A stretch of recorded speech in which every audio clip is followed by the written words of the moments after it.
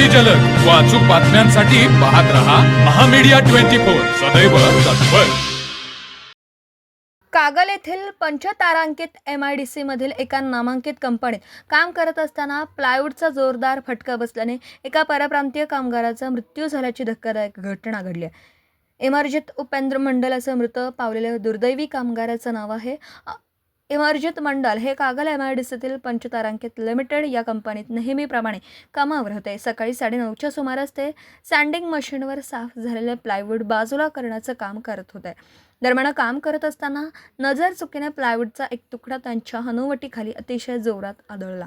हा फटका इतका भीषण होता की मंडल थेट पाठीमागे असलेल्या भिंतीवर जाऊन आपटले आणि गंभीर जखमी होऊन खाली कोसळले. हा अपघात घडताच कंपनीतील इतर सहकाऱ्यांनी तातडीने धाव घेत मंडल यांना उपचारासाठी कागल ग्रामीण रुग्णालयात दाखल केलं. मात्र डॉक्टरांनी तपासणी करून उपचारापूर्वीच त्यांना मृत घोषित केलं.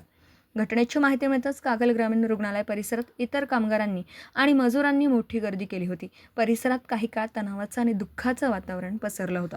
या घटनेची माहिती मिळताच कागल पोलिसांनी रुग्णालयात धाव घेतली.